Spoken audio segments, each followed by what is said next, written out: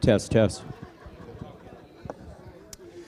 Welcome, everyone, to the Friday, the 27th of October, Parks Rotary Club. And before we get started, I'd like to have all new members, recently new members, stand up, if you could, to be identified. Any new members? There we go. And before we get our program going, obviously, just take about 5 minutes or so and just mingle with your fellow Rotarians and guests and friends, and then we'll get the show on the road.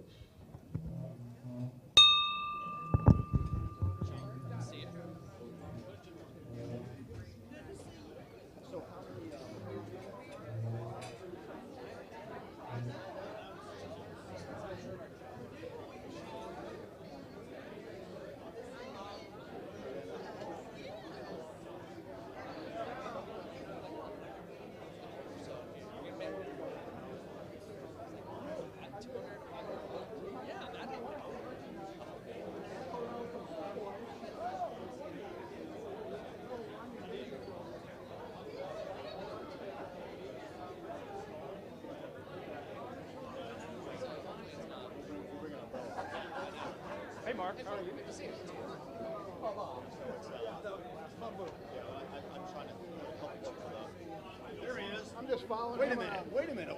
What's all this about? This is a Cinderella story? I'm a cool boy. Yes. I get it. That was good. I know. But it'd be good to be a cool boy. The neighbor behind you said my name is SHEEHAN.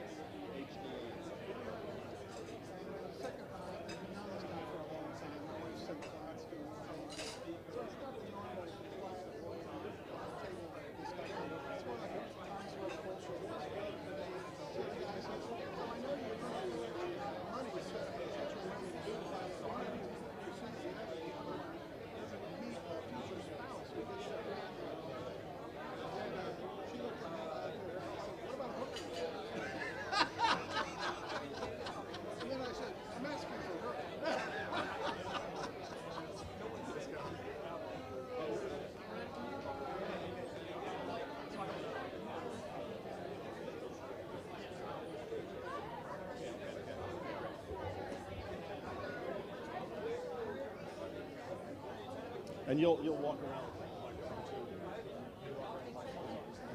Richard's got it. Okay. Good. Here I normally take it since I've got so many other responsibilities. He'd take it. No, absolutely. No, that's good. That's good. I have those two announcements. Got your agenda all together? Yeah, but Greg Payne asked me to do this.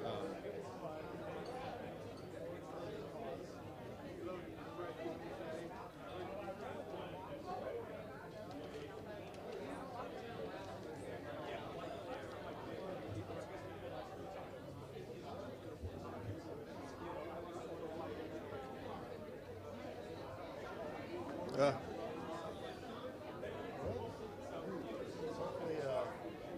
this week will be good and we won't have too much rain, so it destroys the weekend.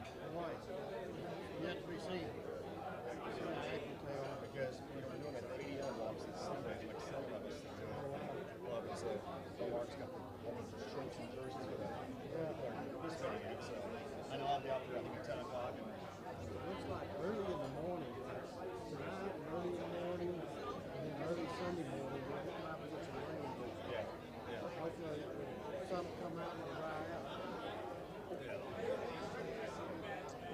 Where's the ADO walk? It's at 5 year park. It's only like a 1 or 2 mile walk. And depending upon how I'm doing all that stuff. Like I almost broke my foot.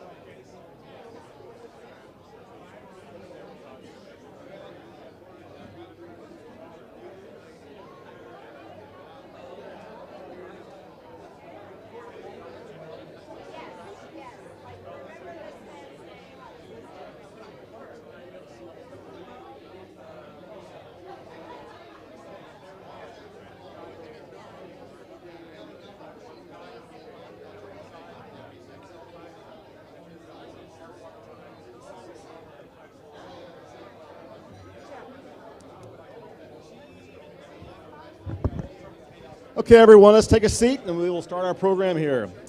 I'm going to have Scott McLaughlin's going to do the invocation and the Pledge of Allegiance. So if we could all take a seat or stand for the pledge. Here we go. Yeah, if you would remain standing, and if you would bow with me. Dear Heavenly Father, we're grateful for the opportunity to come together in fellowship and service to our community. We thank you for the many blessings you've given us and for the ability to make a positive impact in the lives of those we serve. We ask for your guidance and wisdom as we continue our mission to promote goodwill and peace, both locally and globally. May our actions be a testament to the principles of service, integrity, and diversity that Rotary stands for. Bless this meal before us. May it nourish our bodies and energize our spirits as we work together to make the world a better place. I want to pray especially for Janie Lovelace and her family, her husband who's diagnosed with cancer, surgery a week from today. Just ask for the continued prayers from this group. We pray for those in need around the world. May our efforts bring relief and hope to those less fortunate. We pray especially for those who are caught up in the conflict of the Middle East. May your healing touch be upon those who are at war with each other. May the leaders of our own nation be led by your divine spirit to make good decisions. Please give us discerning hearts, clear thoughts, and wise deliberations, both in worldly matters and also as we conduct this business of Rotary. We ask that you would impart your wisdom and grace upon us, your strengthen us in our faith, and fill us with your Holy Spirit today and always. Amen. Join me in the pledge, facing the flag. I pledge allegiance to the flag of the United States of America and to the republic for which it stands, one nation under God, indivisible, with liberty and justice for all. And the national anthem.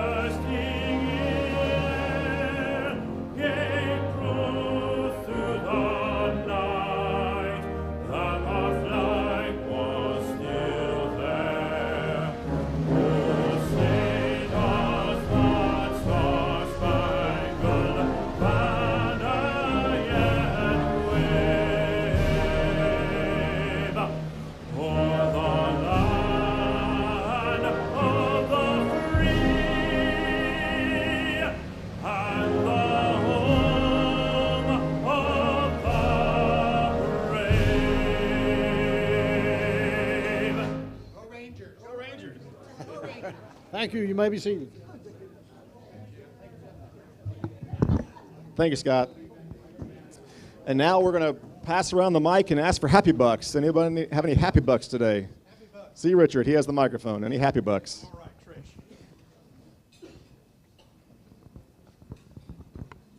Trish. Well, get that in there.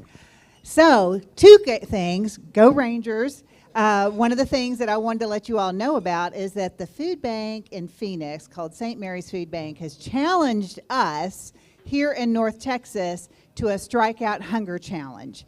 So we have to win, because if we don't win, I have to wear Arizona Diamondback gear for a day. So I need your help. So if you go to strikeouthungerntx.org and make a contribution, strikeouthungerntx.org, and you put down in that line that says company, and you put Rotary Club of Park Cities, we'll make sure that the Rotary Club gets credited for it, but then you also help us with this Strikeout Hunger Challenge. Celanese has given us $30,000 as a match, so which is going to be great. So that's going to help us, but we've got to get those dollars rolling in. So I'm dressed like this today, not only to support the Rangers, because we've been trying to do media around the Strike Out Hunger initiative. So that's great. The second thing I want to say is just a huge thank you. How many of you came out to the North Texas Food Bank when we had our packing day? Thank you so much. And I know Susan had a wedding, so she wasn't here last week to share the results, but I was there too, and my husband too, but we packed over 13,000 pounds of food, which was over 11,000 meals that were going out to our community, and we can't do our work without the hands that help us to do it. So thank you so much.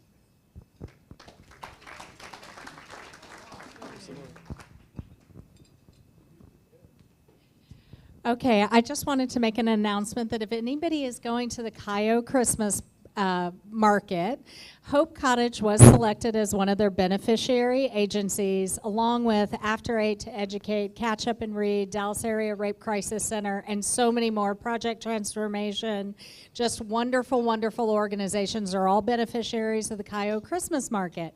Well, they ask every beneficiary to sell tickets, and I have tickets, early entry tickets and regular entry tickets. So if you'd like to come see me.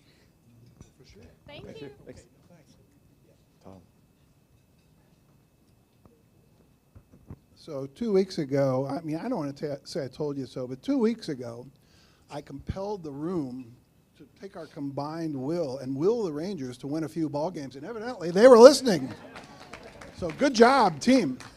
Also, before I introduce our speaker today, I want to thank him in advance for his loyal participation in our 4th of July parade. He's been bringing his, how many children? Just the one, and all of her friends. Oh, those are all her friends. Wow. Okay. Well, there's a truckload of them every year, and I want to thank him personally and hope that he will continue in the foreseeable future, whenever possible, to continue to join us. Thank you, Tom. Hi there. I've been missing in action for a few weeks, and most recently I went up to Chicago to a zone meeting. It was so inspiring, so educational, and I got to meet two past Rotary, excuse me, that's wrong. One past Rotary International president and the incoming Rotary president, Stephanie. Wonderful, wonderful people. I'm proud to be a Rotarian. Thanks, Kathy. Thank you. Any others? Thank you. Hi, everyone. Happy to be in Rotary. That's one big one. And I know it's my old state Diamondbacks against Texas going on. So now that I'm a Texan, we're going to go Texans. Woo! One thing, so we're doing a Thanksgiving dinner drive for 55 of our families. So we already have the turkeys donated, and we're looking for canned green beans, cranberry, like canned cranberry, no big deal. I have a Walmart registry. If anybody is willing to help us fill 55 boxes, let me know. Please come see me. Okay. Thanks. If none else, I'm going to put in $5 just to make the announcement that at each table, last week's speaker has provided us with winning at public speaking. And so you'll have to fight for whoever thinks they want it the most. There's one more left in the back in case there's two of you at a particular table. I got mine for some reason. But Anybody else? Anybody else? Over. And to Tom's comment about, you know, the power of prayer, you know, again, keep Janie Lovelace in your prayers for her husband Tom, and of course the crisis in Ukraine and Israel. Now guest. Any have any guests here today? Jim. Oh. Richard. We get.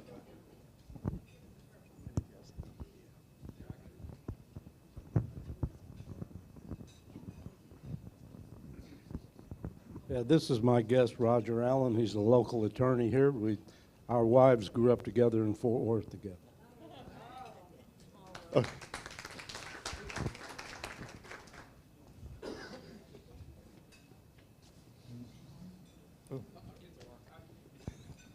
I don't know if I can get there.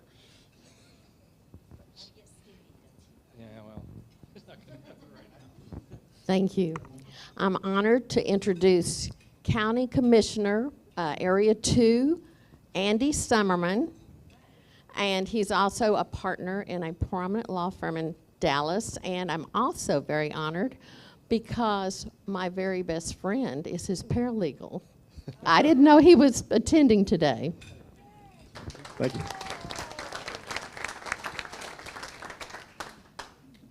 We ask our guests to stand up along with the person introducing them so we can see who it is. Sure. I'm right here. I got the mic. Snuck All the up on you, power. Rob. You don't look like Richard. Pardon me? Double Never coverage. mind.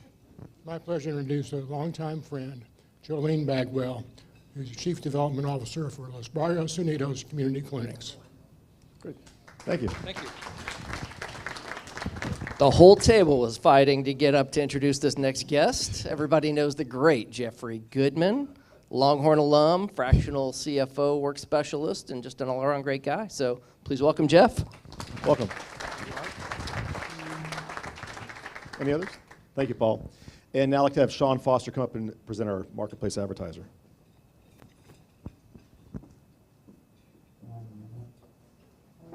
Thank you, Jeff.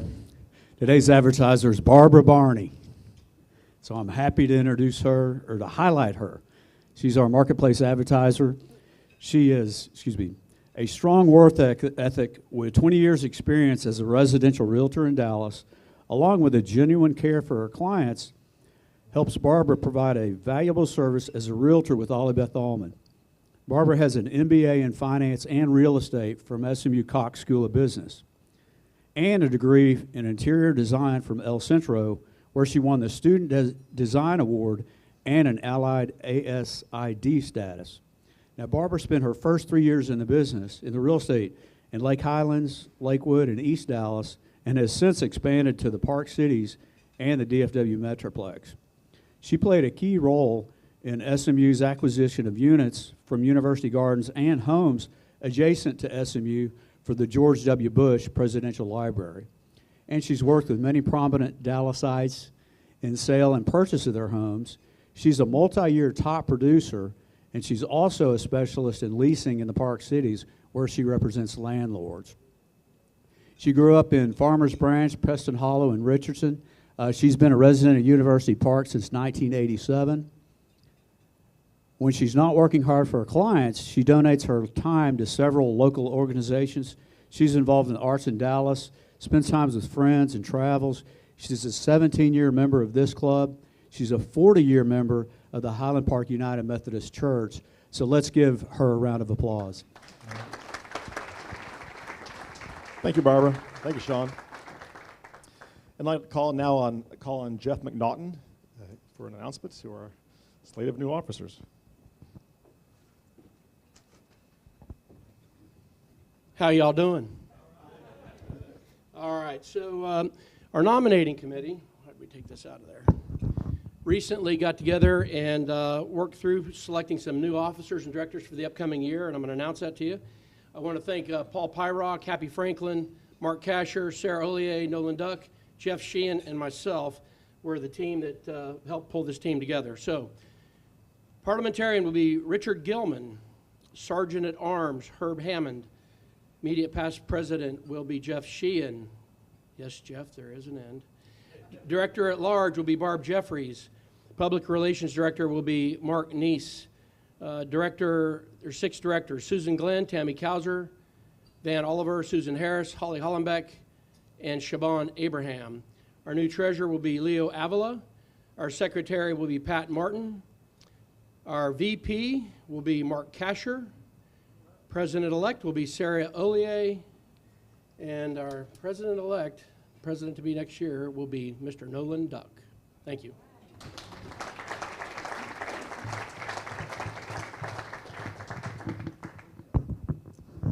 And now I'd like to call on Mark KASHAR to introduce our new member. All right, extremely excited to introduce Mr. Bob HELT as a new member today. Bob is in the banking sector, classification is banking. He works at Wells Fargo as a business banker. He and I met about 4 or 5 years ago and reconnected recently, and really excited he's here. He lives in University Park. He's going to be a great member. So if you haven't met Bob, stand up, Bob. Come on up. Come on up. We need you up here. Yeah.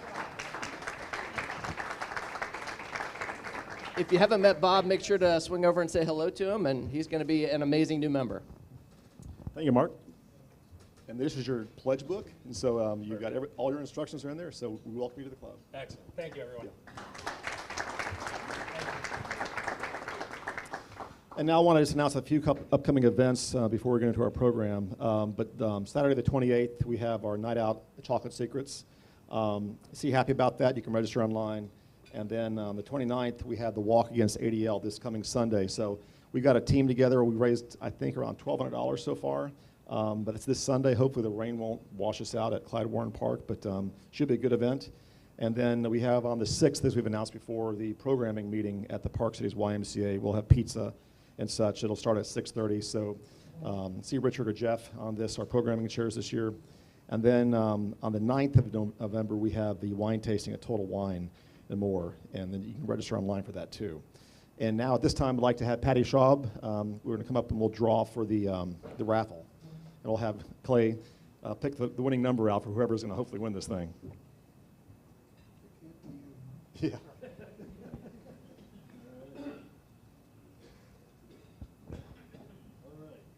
Yeah, last four numbers, loud. 3218.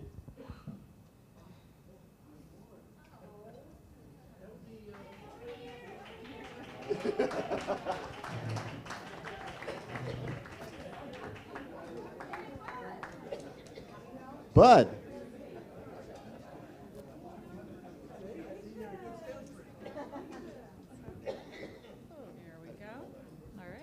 And again, he has to pick the ace of spades out of his deck, and if he picks it, he wins half the pot, which I think. Lori, what's the amount right now we're at, Lori? 164. 164. Ah. You get to keep the card though. There you go. Thank you, Bud. And now I'd like to call on Tom Swift to introduce our program today. Our guest.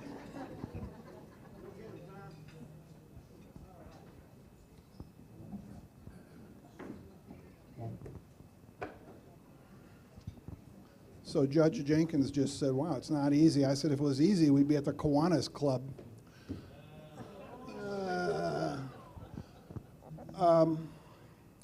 As Richard Stanford used to always say when he was president, Richard, do you remember what you used to always say when you started a meeting? Great day to be a Rotarian. Say it louder. It's a great day to be a Rotarian. Don't we all agree? All right.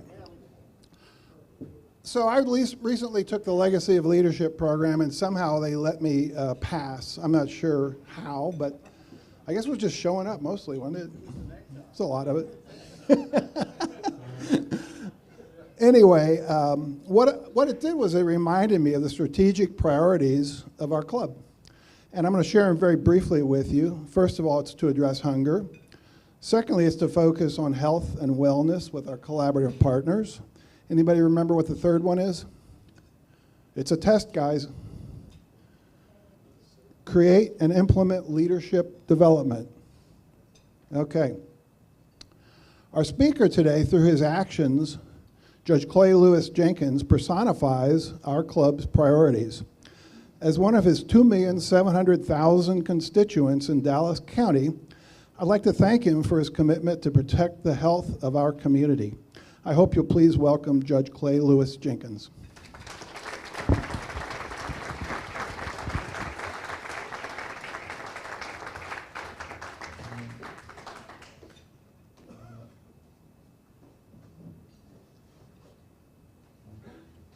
Well, Tom, thank you so much, and thank you all for allowing me to break bread with you and visit with you today. It's good to see old friends. I brought, or actually, he's already been introduced. Andy Summerman is your commissioner. And I asked Andy to cover this for me in the unlikely event that I couldn't get here because a meeting popped up this morning that required my immediate attention that luckily only lasted 2.5 hours. So there's a bunch of meetings within that. So at any rate, but Andy is here. Let me tell you a little bit about the difference of the duties of a commissioner versus the county judge, all right? So within the district, the commissioner has pretty broad authority. The court will ultimately vote for it, but within that district, the commissioner has pretty broad authority about affordable housing projects, what bridges and trails and roads get funded. And so working with the cities, Andy would come up with, along with the cities, what stoplights need to be retimed, what roads need to be resurfaced, what bike trails need to be extended. And so it's very important to get to know your commissioner as well as your county judge, right? And of course, we all vote as a body. There's 5 on the body. I chair that body called the Commissioners Court, and that sets the budget and spends the money on your behalf here in Dallas County. And so, yeah, Andy, thank you for coming. Let me tell you, he does a great job. Since Andy's been in office, every time we have a huge problem, I'm like, Andy, can you go deal with that? And so he's doing that with I don't know if y'all have read the paper about some of the terrible things that have happened at the Dallas Juvenile Department, and just really horrible stuff. And so we're trying to get that fixed. Ultimately, it's important to remember whether a kid's in trouble or whether a kid is, an A student on the honor roll. These are the kids that are the future of our community, and it's our goal that none of them, we won't train any child inadvertently to be a career criminal or become a dangerous person. If a kid gets in trouble, the goal is to get them back recovering and with their mom and dad or mom, grandmom, whoever they live with. So Andy is working to try to keep some of the things from happening that were happening, like 2 boys get into a fist fight at school and they put them in jail for that. And kids shouldn't get into fist fights at school, but a lot of us would be in jail if you pushed another boy on the playground and they put you in jail for that. Kids getting sent to jail for more than 30 days for spray painting seniors 2024 on a building. Okay, I'm not saying they should do that, but they should be home with their parents pretty quickly thereafter. They shouldn't be in jail for 30 days for that. So he's been working on that, and that is going pretty well. I think we got a lot less of that going on. There's a lot more sunlight on what is happening over there. A lot of folks have been fired, and because they weren't very honest with us, the state is now investigating them. So we hope that that will improve. I wouldn't be up here if I didn't tell you some things for your personal safety, right? I mean, people know that when they hear from me, a lot of times it's about safety. So first, let's talk about the emerging diseases that and what you need to do for the fall. Right now, we have pretty low, or I would say very low COVID, very low flu, and almost non-existent RSV. But the doctors continue to remind me that it is very important, if you're over 60, to get your RSV shot, and preferably to get it now, so that your body will be fully ready when RSV comes, because they do think we'll have a high, they could be wrong, but why take a chance? They think we'll have more RSV than we have in the past. Remember, RSV is that disease that we worried about with children up till a few years ago. Now the strains of that disease also affect people over 60. The older you are, the more it affects you. It's a respiratory virus, and you don't want it. So get that vaccine. It should be very plentiful. It's free if you're on Medicare. It's free if you have health insurance of any type. Okay, COVID vaccine, new one just came out like a month ago. And similar to the way the flu vaccine works now, they're going and they're creating these vaccines that fight the strain that is going around at this time, right? And that's how this COVID stuff is going to go for us from now on. Each year, like you get a flu vaccine, and around that same time, they'll have looked at what strain of COVID they think will be most predominant, and they'll have it to protect you. So the vaccines that we got last year don't have the protection for the strains that are going around now.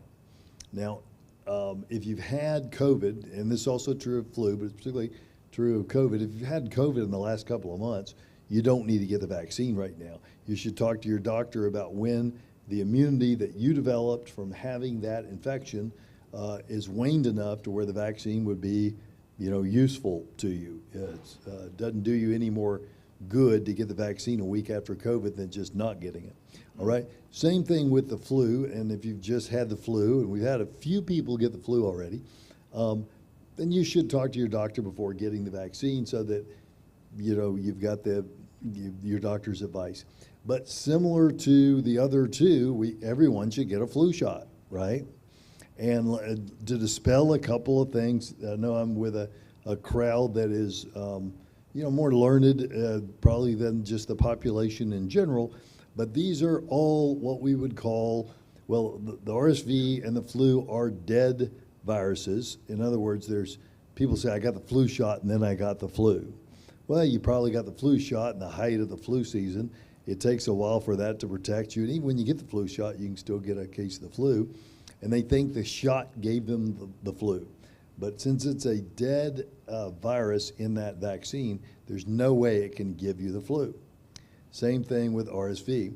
COVID is an mRNA vaccine. It tricks your cells into protecting against the latest strain of COVID. But same thing, there's no COVID in that shot, so you're not going to get it from that. Another thing health-wise that I want to make sure that I talk to you and every group about, if somebody, God forbid, if somebody had a heart attack in here, do y'all know a 3-digit phone number that we could call? Anybody? Call 911. If somebody is in a mental health crisis or says to you, the world would be better if I'm not even here, does anybody know a 3-digit phone number we can call? It's 988. And folks, let me tell you, I'm 59 years old. When I was 56 years old, I had never had to talk to, and I've been a leader pretty much since I was a preteen. And I have never had to talk, to one of the men or women that I lead, or boys that I led when I was in high school. Never had to talk to anybody about suicide, okay? The next person that they had me talk to about suicide, now I'm not a doctor, right? So this just shows you how prevalent this stuff is. The next person I talk to will be the 10th. From the time COVID started until today, I've been called on to intervene in a lot of these people that were steeped in the response. Some were not, but I've been called on to intervene with 9 people who were seriously thinking about killing themselves, 3 of which, you ask them a series of questions, already had a plan, and 1 of which already had a day, okay? So this is a problem that is happening in our community, and not just suicide, but other types of mental health, addiction that then leads to depression and anxiety that causes people to make some bad decisions. And 988, just write that down, remember that. I talk to clergy about this, and sometimes if people high in the clergy have not heard of this. This is our national, it used to be the suicide hotline, now this is our national mental health number. And there are people standing by. If you're 75 and depressed, they'll find somebody that's a specialist in that. If you're 14 years old and cutting yourself and thinking that all the other kids hate you, they've got somebody that can deal with that. And for the kids, maybe not so much for people our age, but for the kids, there's a text feature on this. So kids prefer to text rather than talk, a lot of them, particularly if they're embarrassed about something, which a lot of these kids that are struggling mentally are, and so there's that feature. That is a very important thing for us to know in our community. And if you see the signs of things, for instance, one of the things that we taught our first responders with our other first responders is if somebody says, I ought to kick so-and-so's some rear end, that's pretty normal, okay, especially for cops, right? But if somebody says, the world will be better off if I'm not here, I wish that guy had just shot me, something like that, that is not normal, okay? It is not normal for anyone in your family to talk about not being here. You know, they might say, well, you know, I'm getting older and I want you to know where all my stuff is. That's normal. But people saying that the world would be better off without them, not normal. If you do, now it's real easy to push them to 988. Here's what I do and my men and women do. If that comes to us, if you Google Mayo Clinic questions on suicide, which also can be pretty good questions to ask about depression and other things, they'll give you a list of questions. And unlike talking to people about alcoholism or drugs, where they may not want to hear what you have to say, these folks that are mentally depressed to the extent that they're thinking about suicide, or they can't get out of bed in the morning and not coming to work, they want to hear from you. They want somebody to care about them. They think they are alone and no one knows and no one cares. And so letting them know that you care, you asking questions is not going to lead to somebody hurting themselves. Us ignoring them is what can be a contributing cause. And somebody hurting themselves, obviously not any of our faults, what other people do, but 988 and those questions can help. One last thing on personal safety that I want to talk to you about, and if you follow me on Twitter, you can look back a couple of weeks. We sent out some guidelines for this. Don't want to worry people, but when you go to houses of worship, those of you who are going to the Rangers game, this is a time of slightly heightened, we don't have a credible threat. I couldn't tell you if we did, but I can always tell you that when there's not one, we don't have a credible threat of violence, but we do have internet chatter about people. Synagogues are particularly something that we're watching, but we do have some internet chatter about different groups wanting to harass or harm houses of worship and large events, all right? And these groups are going to tend to be groups that are aligned with Hamas. So it's important, let me make an important distinction about the Middle East. So Palestinians are like Americans, okay? They're like, that is a group of people, okay?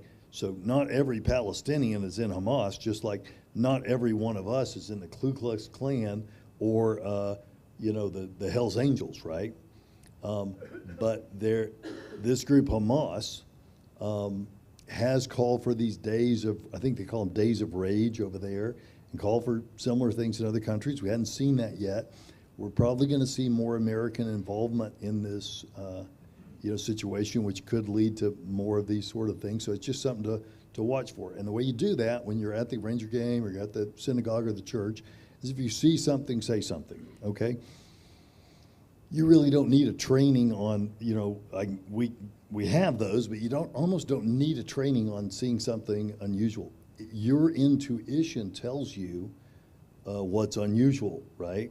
So, you know, I can give you an example. It's 100 degrees that day and somebody's wearing a trench coat. That probably is not normal. It may be that they have some immunocompromised deal that makes them cold all the time, but just go ahead and tell one of our officers that there's a person in a trench coat over there, and we can take it from there.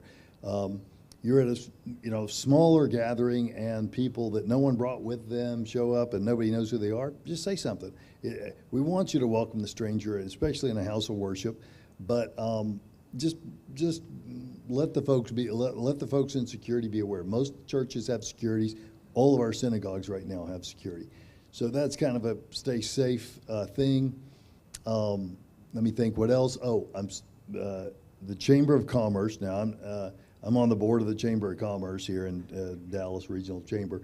So I'll tell you, it's very important to vote. If you want to know what the chamber says, I'm not, telling you how to vote, but right now we have an election. It's early vote until the end of November 3rd. Election day is Tuesday. This is not for human beings, right? This is for our propositions. So the Chambers group is every even number, and if you can remember Dolly Parton, 9 to 5, right? All the evens and 9 and 5 are the ones that they are endorsing. So there's some that they're not endorsing.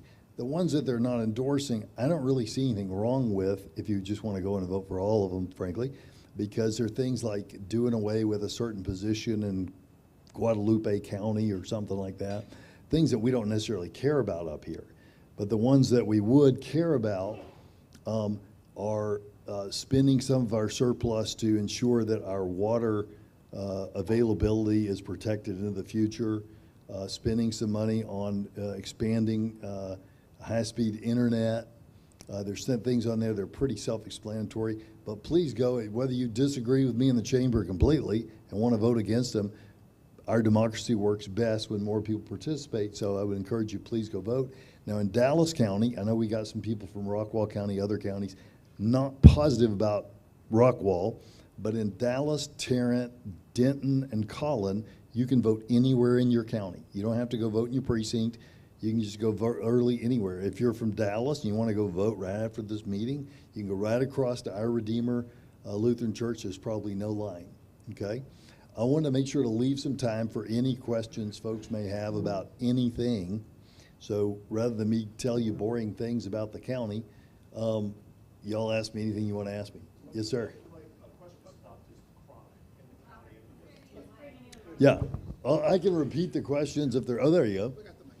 Yeah, just question to just crime in the county level, but also at the city level. I know, but you're governing the county. But what can you say or speak to just things being done, budgeting? You know, I know in Dallas, for example, we always hear these numbers: 500, 600, 700 officers that we need. And it's the chatter you hear on the internet and all the neighborhood associations and next door about the issues we have. But can you provide any comment to where we're going with this? Sure. So just kind of, in case y'all didn't know, I own some private businesses as well, and the person who runs that is our former Dallas police chief, David Brown. So David and I are good friends, and he runs my businesses, and so we talk about crime, you know, all the time, right? I deal with it at work, and then I deal with it in my other job too. I think Eddie is a really good police chief in Dallas, okay? I'm proud of the fact that Dallas County was the only large county. You know, Tarrant, Harris, the other large counties had to ship prisoners, you know, 400 or 500 miles from their jails because the overcrowding this summer got too much for them. We were just on the verge all the time of being overcrowded, but managed to be the only large urban county that kept our folks here, which saved a ton of tax dollars and also keeps you safer, because if your Dallas County prisoner is being held in a town outside of Wichita Falls, they're taking up space longer. And what you want to do is those that are guilty, you want to get them to the state penitentiary or on probation or whatever's going to happen to them. Those that are innocent, you want to get back to their families, right? And so you want to make sure the county jail shouldn't be a place that holds people for any long periods of time unless they get a certain sentence where they're held there. But otherwise, we should be able to move them through the system fairly quickly, and that would be really hard to do if we're shipping them all over the state of Texas. So that went well, and as the temperatures go down, really it's kind of weird, but it's when the state fair starts, arrests go down. I don't know why. We joke about that, but that's just the way it works. They're at their lowest in December, so the jail deal should be good. Crime, I can speak more to the city of Dallas than I can some of our other cities. We're doing a good job on armed robbery, murder, some of the more violent crimes, okay? And I'm not saying anyone's doing a bad job, but where we and other major urban areas are being hit is with a more sophisticated property crime in groups. You could probably Google like sophisticated property crime or organized shoplifting and see some pretty scary videos. I can show you some from here in Dallas, where a group of 20 masked people smash the windows out of the store and just go to town, you know, when it's closed. And so that's something that we've got to get a better handle on. It's a national problem, but it's something we've all got to get a better handle on. I feel pretty good about our crime rate going down. Now, anytime it's as hot as it was this summer, we just have more crime. So hope that answers that. Okay, got one here. Okay. I know housing is, quote, is the solution to the homeless, but what about the mental problems that the homeless have, and how does the county handle that? Because I see these crazies all over the county. Sure. So what is the solution on that? So you got several problems with that. You know, all these things feed on all these things feed on each other. And so at my table, we were talking about at the Austin Street shelter, Jeff saw a man with a briefcase that he thought was maybe there to like fix a computer that was there for shoes, right? And what's happening is, for instance, when I took office 10 years ago, the median home price was $179,000 in Dallas County. Now, obviously, in some neighborhoods, you couldn't even get a piece of land back then for that, but the median home price was that. Now the median home price is right up on $400,000. And rents now, and I just had lunch the other day with the chief economist for Zillow, and she was showing me that a cheap starter rent now is $1,800, right? So a lot of folks are getting pushed out there, you know, couch surfing or on the street. Well, when you're doing that, that is very mentally exhausting as well and can expose, you know, problems and create problems. And so the mantra that we have at Housing Forward, which is the City of Dallas, Dallas County, private philanthropy, also Mesquite and some others, is housing first. We want to get people housed, and we want to get them WRAP services or mental health care and whatever else they need services when they're housed.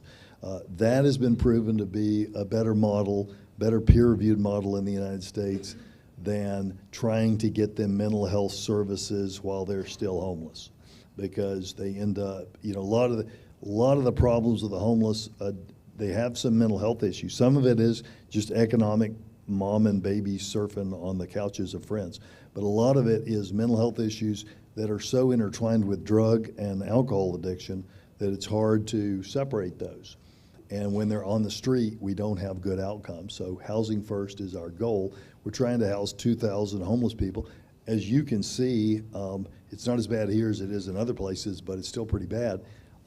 We're getting more, even though we're housing more people, we're getting more homeless because inflation is high, the cost of groceries is high, the cost of housing is high, and the people that were just on the margins are having a hard time making it. We got people that are working now that we're dealing with in Workforce Solutions who get off work and go to their home, which is a car. So. Clay, thanks again for being here. Really appreciate you, and hopefully we can get you to come back on an annual basis. And I'm glad we're talking so much about mental health, and thank you, 988. We should all write that down or remember it. One more question about that. Texas has been woefully underfunded in addressing mental health for years and years and years. So what do you see about that? Is that about to change? Are we doing better in terms of state resources and county resources in addressing and providing mental health professionals to be, for instance, in our school districts and helping out our first responders? Because so much of what they do when they're addressing an issue on the street has a mental health component. And then a second question, can you talk about whether or not, if you're going to bet today, is high-speed rail actually going to connect at some point Dallas County and Harris County? Sure. So first on the mental health thing, there are things that we are currently doing in Dallas County. At the request of a friend of mine who's a fire chief of one of the cities, we put $1 million into a pool where any first responder can go to see a mental health provider that is not the city's mental health provider, because there are a lot of our guys, and I say guys, I mean that in a general, gender-neutral way. A lot of them don't feel comfortable going to see the city's psychologist for the police department, right, or for the fire department. They feel like if they go in there, somebody's going to find out something, and I'm going to be perceived as weak, and this is going to hurt my ability to be promoted. But they will go see somebody outside that. And there's a whole network of doctors outside that who specialize in first responders. And so they can go, no questions asked, and we pay the bill out of that. And that's helped some of our guys. I think reducing the stigma of mental health, it's physical health and mental health are intertwined. And we didn't even recognize that 10 years ago. Like at Parkland, I said, where are the mental health beds? We don't have that. Somebody does that stuff somewhere else. Well, now we have a lot of that. One of the things that we're looking at, I've got a task force that I chair on mental health here in Dallas County with UT Southwestern and DISD and others. We're looking at a pilot program that we hope to bring to the Commissioner's Court soon, where in 6 middle schools, 5 in Dallas and 1 in one of the suburbs, we will start doing race-neutral mental health assessments for those children that I think are in the 6th grade, I think it is. And the idea is to catch kids early, you know, when we have a mental health issue in kids that we find in school, and DISD, by the way, has more mental health counselors than any other ISD, you know, per capita in the United States. So they're doing a good job. But we find these kids in the 9th and 10th grade, usually the 9th grade. We think that the issues that are manifesting themselves in the 9th grade were probably there in the 6th grade. And they'd be cheaper and easier and quicker to fix if we get to them early. So that's one of the things that we're doing. The state has done a fairly good job this year in getting us some money for mental health. You know, I think it's a really important thing. So UT Southwestern will have a hospital. It won't be up this year, but within, I think it's 4 years, that'll be up. And we'll have some beds there, and some of those beds will be for kids. So I think that's a good thing. High-speed rail, you know, I don't have any good prediction there. I sit on the RTC. I'm the incoming chair of the Regional Transportation Council with all the various cities in the region, and I'm the incoming chair of that. And we are still doing planning for corridors and things for high-speed rail. But there's not like a company out there that I'm aware of that's saying, hey, I'm going to invest in high-speed rail in Texas. Once we lost the Texas Pacific Partnership, there wasn't like another company that's like, oh, let me do that. So we're just protecting corridors at this point. Clay, I want to add my thanks for your coming here to be with us. We used to read on the Commissioner's Court of discord and strife and whatnot. We don't read that now. I guess harmony doesn't make the news. Is my perception correct in that? Well, we try. You know, I can't tell you. It's has anybody seen the show Winning Time with the Lakers? The HBO show. It's a documentary about, or it's got actors, so not a documentary, but it's a show about the Lakers. And you know, I was surprised in watching that how much Kareem and Magic did not get along, right? So I can't tell you that everybody is hugging each other behind the curtain, right? But I think we have realized, hopefully like Kareem and Magic, that when you're winning, that, you know, maybe you can put some of your personality conflicts aside. So I try in sharing that to make sure everybody gets a chance to be heard. You know, it's a good thing that the group seems to get along better. A lot of that is Andy being there, right? It's just, you know, one less person starting trouble all the time. So that's been a good thing. Hey, if I could tell you one thing that, thinking about my first responders, if any of them were here and I started telling this, they would stand up and start reciting it. We found some things working with mental health professionals to help us through what was a very long deployment in COVID, right? It was very stressful for the guys on the street and the guys in the command center as well. And the first 4 are so obvious, and I just recommend these to everybody. The first 4 are really obvious, you know. Get enough sleep, right? If you don't get enough sleep, your mind degrades and you make bad decisions. Exercise, and that might just be walking around the building when you're feeling stressed, but exercise. Spend time with people that you love. I mean, all of these, we probably already knew these, right?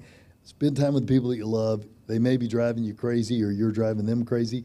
Only going to get worse if you don't spend time with them, right?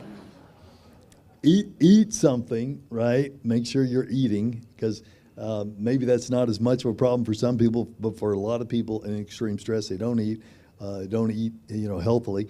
But these last 2, you know, one our mental health providers came up with, the other, you know, probably our religious background came up with, is approach everything in a spirit of gratitude. and and thankfulness. And if you think about this, it's like if you're a crisis manager and you're ticked off because somebody screwed something up, which is the life of a crisis manager every day, right? Then you're going to focus on that, and you're going to miss the opportunity to improve anything. But if you recognize that happened, but you're also thankful these 5 other people didn't screw something up, that's going to give you the opportunity to think about what you can do to make the situation better. And it works the same way in our personal lives, right? If we approach everything with a spirit of gratitude, it opens up problem solving. If we approach everything in a spirit of anger, it closes off problem solving. And the other thing that I found, and I found it to be true of a lot of people who have high-stress jobs, I spend the first 15 minutes of my day in a quiet time reflecting over some reading materials, okay? They're religious, I guess, since I'm not in a government building, is what we call quiet time, right? And thinking about what sort of a person I'm going to be, what sort of a son to my 91-year-old mama, dad to my kids, partner, all of those things I'm going to be, because that puts you in a position to actually get to that to-do list and get those things done. If when you wake up, you look at that text from somebody who likes to type in all caps and put a bunch of exclamation points behind it, then that's how your day's going to go, right? So to keep us, sane and healthy and happy, I really recommend that first 15 minutes a day. If you're not at all religious, you don't have to be religious to do that. But just spend that first 15 minutes of your day thinking about gratitude, thinking about the kind of person you want to be before you get to your list of problems.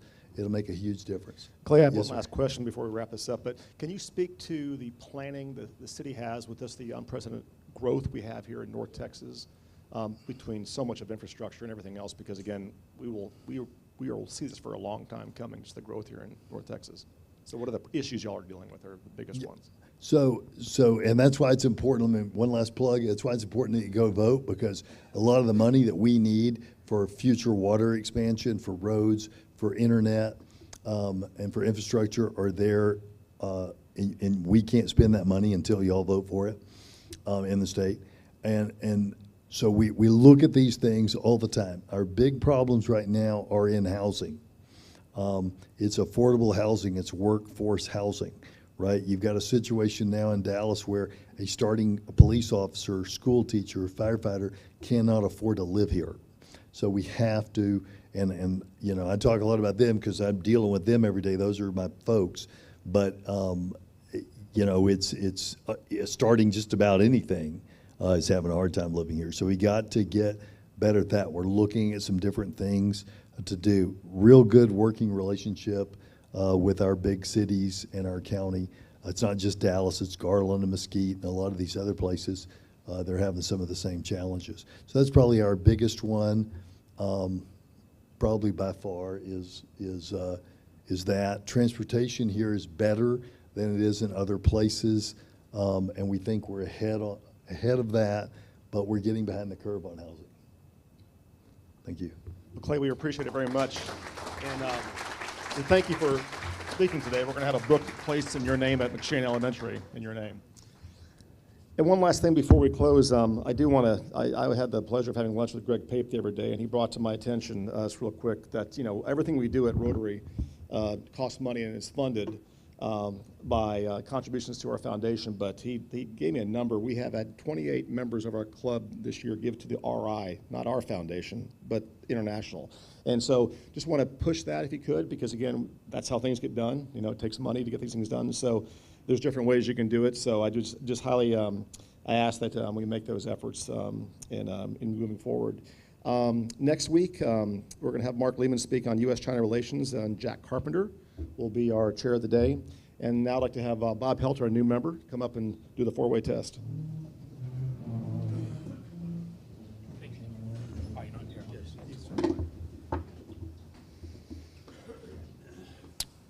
The four-way test of the things we think, say, or do. First, is it the truth? Second, is it fair to all concerned? Third, will it build goodwill and better friendships? And fourth, will it be beneficial to all concerned? I forgot where it was, or is it? No.